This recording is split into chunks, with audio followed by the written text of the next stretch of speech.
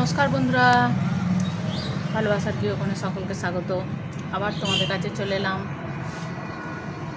দেখো, আজকে করব নিরামিষ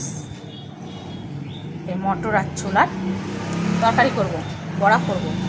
তো মটর আর ছোলাকে মিক্সিতে একটু ঘুরিয়ে নেব, এতে দেবো আদা, কাঁচা লঙ্কা দেবো,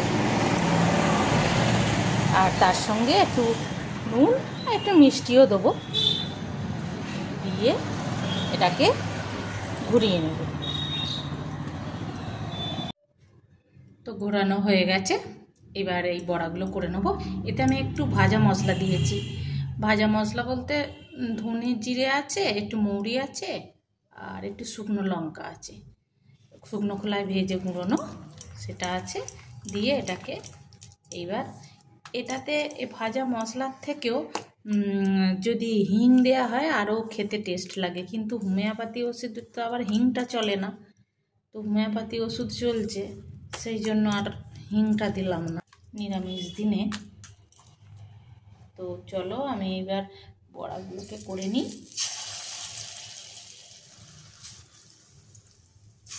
তো আমার ডাল ভেজানো ছিল না, ছোলা আর মটরটা একটু ঝটপটি করব বলে ভিজিয়েছিলাম, তো ওটা ছিল, ওটা দিয়েই করছি।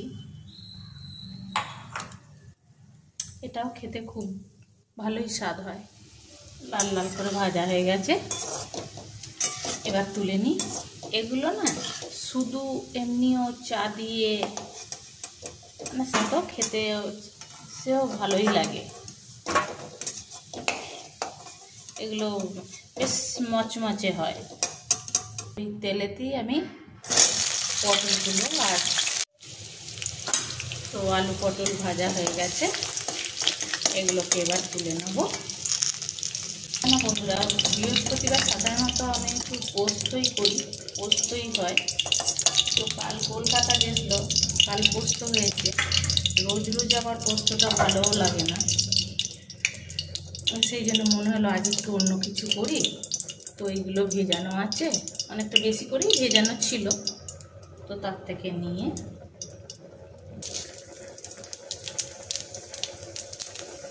তরকারিতে এই তুমি যদি বড় এলাচের, আমি এগুলো ফেলি না, এগুলো একটা আলাদা ফ্লেভার আছে। বড় এলাচের খোলাগুলো ফোড়নে দিলে না একটু আলাদা ফ্লেভার আসে, তো আমি সেই জন্য ওগুলো দিয়ে দিই। ওগুলো রেখে এটা আদার লঙ্কা বাটা ধনে দিয়ে তো হলুদ দিলাম, দেবো। এই নিরামিষ তরকারিগুলো তো সাধারণত একটু মিষ্টি মিষ্টি খেতে ভালো লাগে, একটু নুন দেবো, এটাতে একটু টক দই দেবো, মশলা দেবো।